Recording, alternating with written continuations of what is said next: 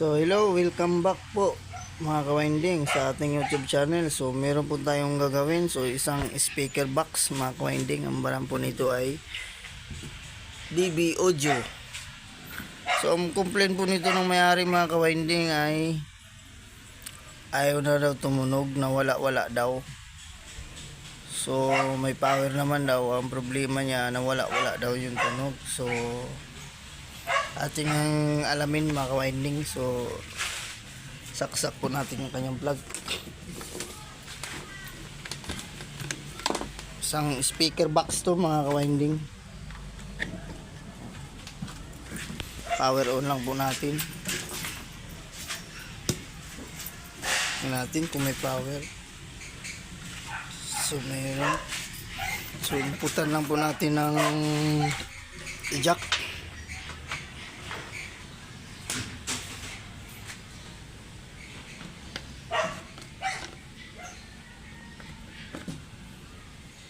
So pindutin natin yung kung may audio. Wala. Parang naka-open yung volume.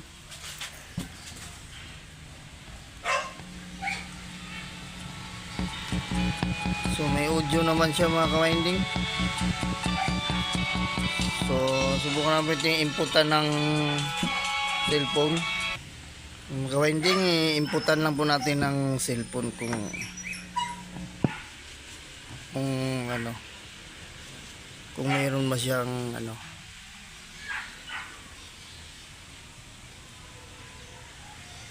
So gawin natin. So ayun mga kawinding, na volume ko na, wala pa rin. Ano, bas natin. So wala talaga. So maaaring mga kawinding, yung problema nito, itong mga volume control niya, yung knob. Kasi pag dito, pag ginalas natin, pag ginano, meron naman siyang audio. So ang may problema nito mga kawinding ay dito na yan, sigurado, kasi may audio naman siya eh. Ayan o, malakas. So ito,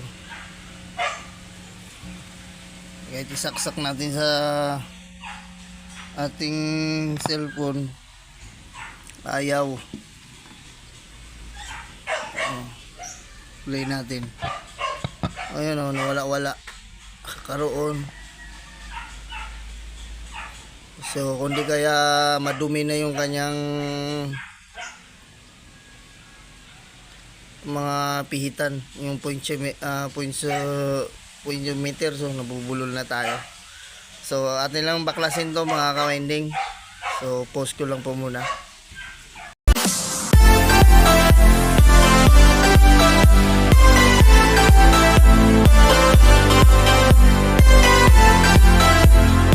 Tuloy po tayo mga kawinding. So nabaklas ko na po. So ito ang kanyang mga pointiometer.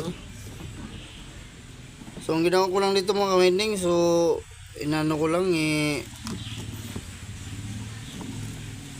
pinasiritan ko lang muna ng ano, ng pantanggal ng kalawang. So ito yung aking pantanggal ng kalawang. Ito.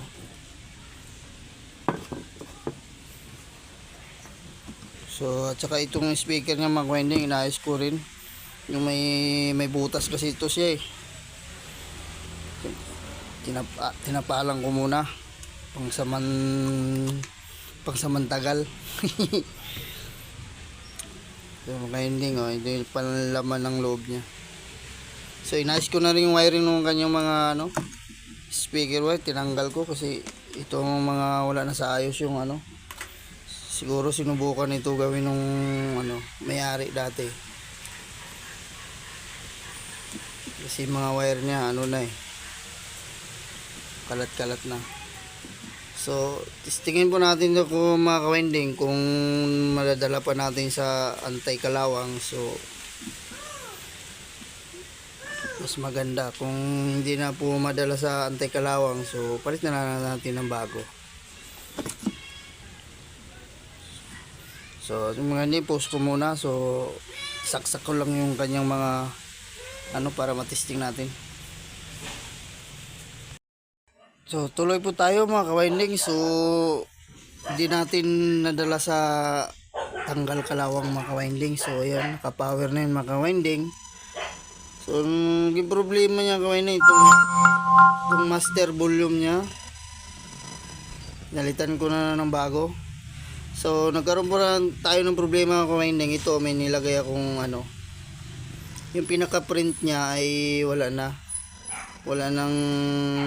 hindi na sila magka-contact.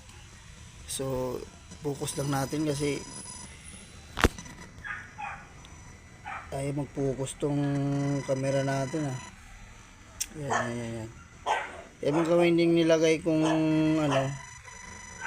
soldering lead dahil yung print niya ay wala na. So konektado po yan dito sa master volume, at saka nagkaroon siya ng problema rin dito sa kanyang selector switch yung mga ka-winding. So isa rin ang nagkaroon ng kanyang function, kaya ayaw niya rin tumunog kahit na-jumperan na natin yan at napalitan ng bago. So dalawang naging problema niya, selector switch tsaka master volume. So itong kanyang speaker mga ka-winding, nilagyan ko na rin ng yung butas tapal. So testing na po natin siya mga ka-winding. So off muna natin ng baka mabigla. So play ko lang music. Ayan. So yun mga guys, ayan na sunod.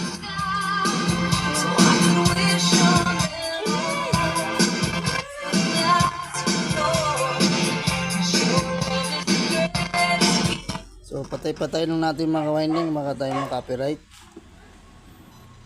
So muli.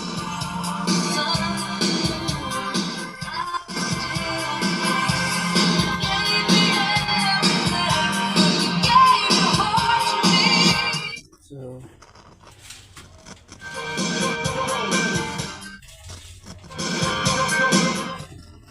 lipat lang po natin tayo masibak ni YouTube. Sayang yung ating video. So lipat lang natin, hanap lang tayo ng ibang music.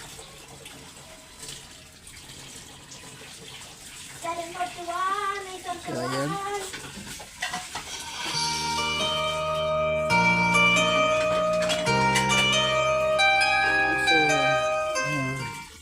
So itong likod nito niya mga ka-winding, so meron pa itong isang terminal parang speaker. So baga may extend pa itong isang speaker niya. Pwede pa natin ang lagyan. So